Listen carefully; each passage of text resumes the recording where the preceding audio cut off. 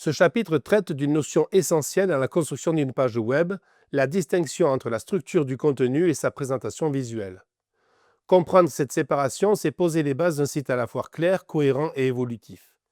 C'est aussi ce qui permet, dans une démarche professionnelle, de rendre un site accessible à tous les publics tout en facilitant sa maintenance. La structure désigne l'organisation logique du contenu. Elle définit ce qui est affiché, dans quel ordre et comment les éléments sont hiérarchisés.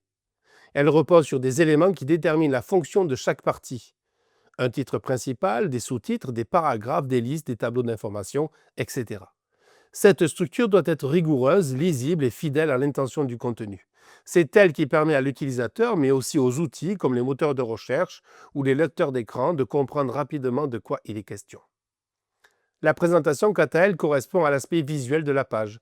Elle englobe la typographie, les couleurs, les espacements, les arrière-plans, les bordures et tous les choix esthétiques qui influencent la manière dont l'information est perçue. Si la structure est le squelette, la présentation est l'apparence.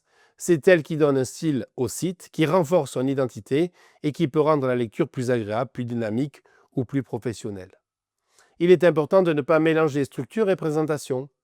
Cette confusion a longtemps été source de problèmes dans les sites web anciens, où les éléments servant à structurer le contenu étaient également utilisés pour en modifier l'apparence.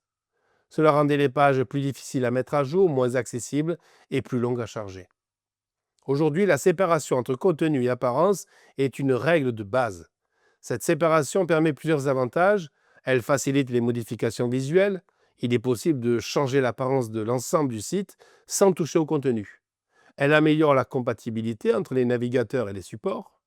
Elle renforce l'accessibilité car les lecteurs d'écran peuvent se concentrer sur la structure sans être gênés par des éléments purement visuels. Et enfin, elle optimise le référencement car les moteurs de recherche analysent en priorité le contenu structuré.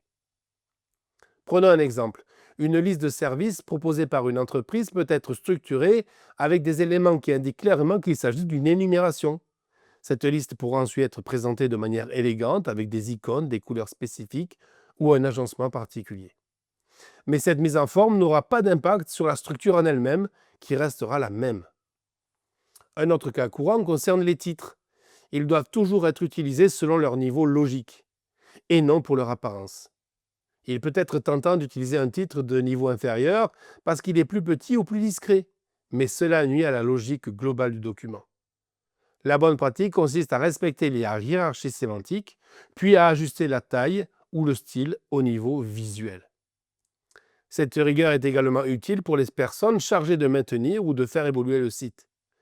Lorsqu'un site est bien structuré, il est plus facile à relire, à corriger et à faire évoluer dans le temps.